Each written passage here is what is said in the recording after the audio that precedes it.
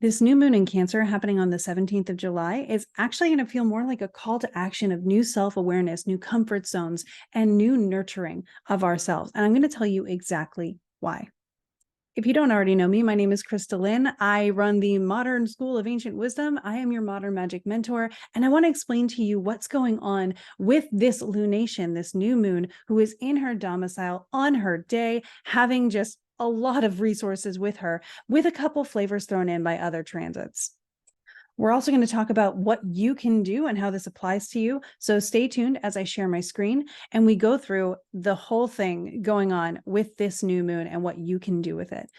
And of course, we also will have on any social media platform you prefer, TikTok, Instagram, Threads, all those things. I will post little horoscopes for your rising sign as well. So now we can see here on the chart of the moment that the moon is new. Now, I know that the layout and the houses and things are things of interest. And for your own personal astrology, you might look at where Cancer falls on your natal chart. That's going to give you a huge insight as to how impactful this new moon is for you, where you might notice it in your life, and maybe a little bit more conscious awareness of where you can apply the energy. I just put it there for New York because it's a good general time zone, general city to use. So we don't have to worry about the house interpretation in this case. What we are looking at, though, is, of course, our lovely moon here in Cancer, which is the sign that the moon rules. So the moon is at home in Cancer. Not only is she present there during this new moon, but she is the dispositor or the ruler of this new moon. So when you would think of who do we look for extra interpretation of this lunation, we're actually just going to double down with the moon and see what she's up to. So the moon in this case is going to be exactly conjunct the sun around 2:31 p.m. Eastern time, and you can adjust that to your time zone and your location. And so at this time, we're going to notice this lovely feeling of the moon being at home in Cancer. It's a new moon, so she is conjunct with the sun. This is considered like a cazimi. So we would think of the moon getting like an extra oomph, an extra nod of approval from sun energy. And then she moves into that new where you might, during the moments around the new moon, feel that sudden awareness of, I need to take really good care of myself. I deserve self-care. I deserve to be nurtured. I deserve comfort. I deserve to find what feels like home, a lot of those things. And it may ebb into allowing you to explore what that feels like after that moment. The moon will be new for 45 degrees after the moment of this new moon. So as she goes here, she's still considered new until she reaches that crescent phase. And in the sky, we begin to see her again, getting more light and becoming that crescent moon. So when you can see the moon again, she's not new anymore. So that's how that works, easily to identify. So some other things are going on this day. And in fact, all of them are visible right here, all but one thing. So what we want to observe here is this new moon in Cancer is opposing Pluto in Capricorn. It's off by a couple degrees, but it's not going to take the moon very long throughout the day to have that opposition with Pluto before she heads into the next sign of Leo.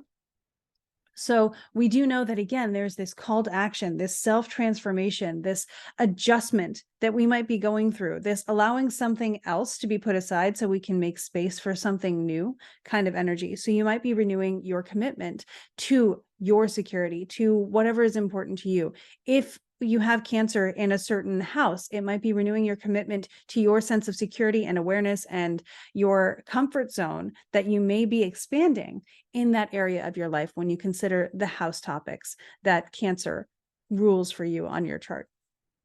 So looking at this, the moon is, of course, opposite Pluto, and we have this sextile still happening between the sun and Uranus. It is separating. So a couple days prior to this, the sun was at 22 degrees, and we noticed that we had this opening sextile aspect with Uranus. This creates, again, opportunities for surprising changes, inspirations or awakenings or sudden new awarenesses that we had.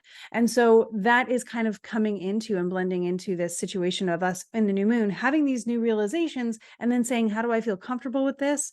Where do I expand my comfort zone? How is this maybe worth going out of my comfort zone and letting myself grow into something new? Just make sure that you do check with yourself that it is something that feels safe and supportive and does no harm.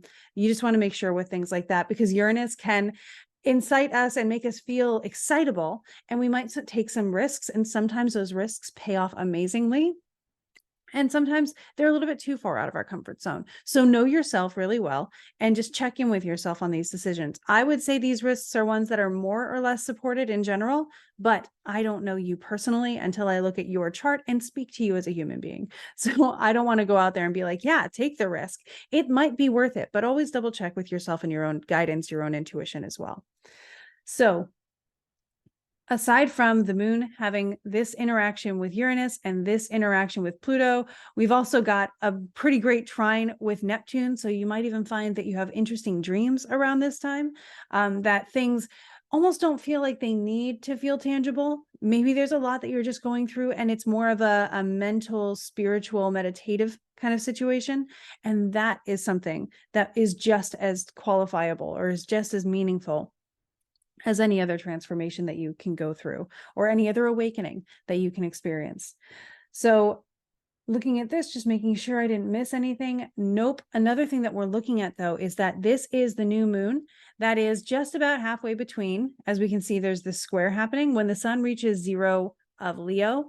The sun would square the nodes. I say would because on this very same day, and I'm not sure of the exact hour, but if we do move this forward, we will notice that there they go. Within a couple hours, so within 2 hours of this new moon, when the moon is still on 25 degrees even, these two will actually get to 29 degrees. So that square is perfecting even more. They're actually moving towards each other. Even though the nodes aren't tangible placements in the sky, they aren't planets, they are markings of where the sun and moon will meet at the perfect declination to give an eclipse. So we're halfway through eclipse seasons here. The next series of eclipse, for information, is going to be in October. But this subtle shifting that we've been through in 2 years, over the last 2 years, we have had these two, the North Node and the South Node, transiting through whatever area of your life is ruled by Taurus with the North Node, maybe bringing some increase, bringing some emphasis, and South Node, Scorpio, maybe bringing some detachment, some more spiritual awareness, and going beyond just what is tangible with those topics.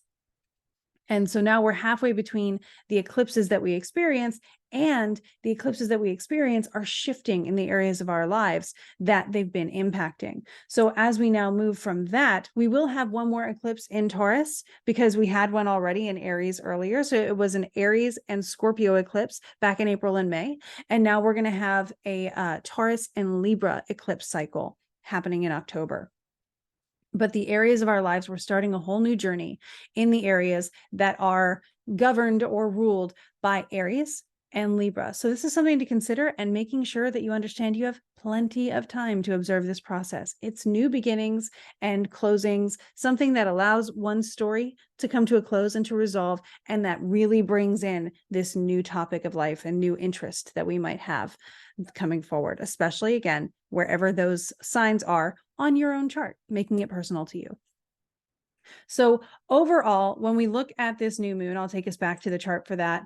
When we look at this new moon and focus on her, we can see that this is a time, again, of call to action. Now, I say that as well because at the same time, on the same day, we're going to have Mercury nudging forward a little bit.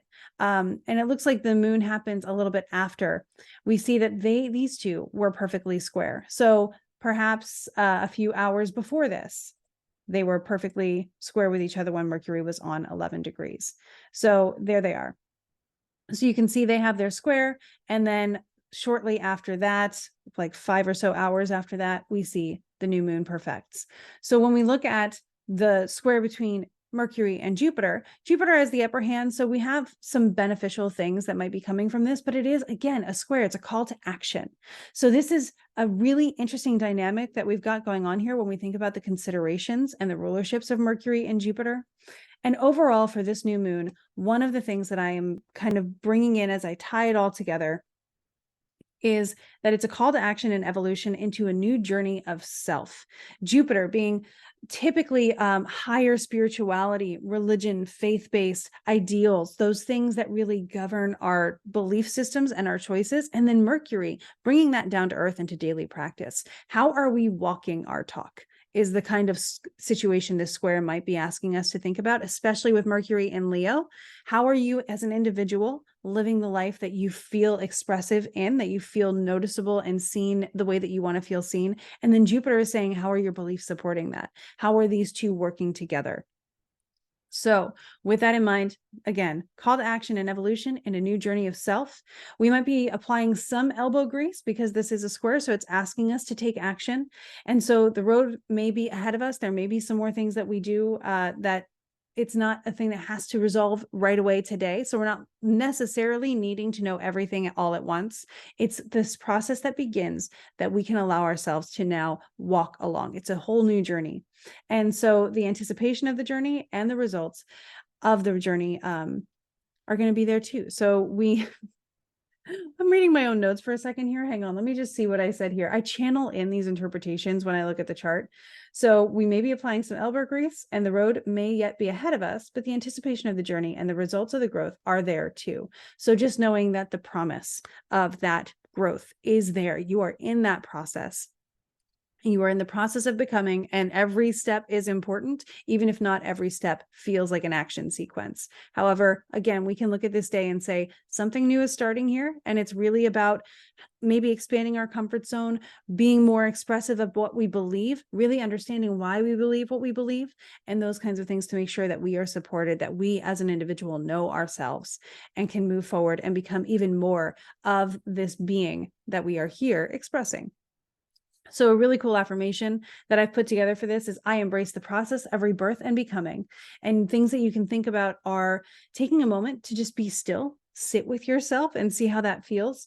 And then take conscious care of yourself. Do something that you know makes you feel good, that you know makes you feel supported, embraced, and embrace every emotion to allow yourself to feel it. Notice where you are right now. If you sit with yourself, are you noticing emotions coming up that you've been trying to put on the back burner? And do they need to be resolved right now? Do they need to be recognized? Can you maybe journal with them and interview your feelings a little bit to see what they need? They don't always have to have something that they're attributed to. They don't always have to have a reason. We don't need to overanalyze them. And I know I'm the one saying this, so it feels a little hypocritical. I tend to do that. We don't have to. We can find the meaning in the I feel this way. I acknowledge I feel this way, and I'm going to allow myself to feel this way and let it have its process, having its own journey and being a part of the one that we are living through as well. So that is kind of a deep dive into what we might expect to feel and think and even notice around us around this new moon happening in Cancer. Those are some general things. Again, you can make it even more personal to yourself by seeing where Cancer falls on your own chart, knowing that we are beginning a whole new process on this day as well of just experiencing transformation in so many ways and being open to change, being open to expanding our comfort zone and to awakening into a more expressed version of ourselves, as long as we don't push ourselves too far. You are allowed to evolve and grow at a pace that suits you. So I hope this has been helpful. Again, if you want to interact with me, I did change my tag or my handle. Hopefully it's gone through on all of the platforms. I'm struggling with that a little bit, but you'll notice that I am under Modern Ancient Wisdom in a lot of places, and I've changed from the Real Crystalline. So just bringing that up because at the end of August, I am going to be releasing some new ways to be able to work and learn together, and ways that I can maybe offer some more education, insight into not only astrology in its traditional form and its original texts, but also into some folk magic practices and guiding yourself with your intuition and learning how to express and even heal in those ways. So if that's interesting to you, there will be a link in the comments here where you can not only be made aware of those things, sign up for a mailing list so you know when they're happening, but also get a free PDF of the transits for the month and the charts of the lunations with all the basics that we talked about today. So I hope that this has been a really helpful video for you. I hope that you have a wonderful and nurturing new moon, and I'll look forward to connecting in new and deeper ways soon.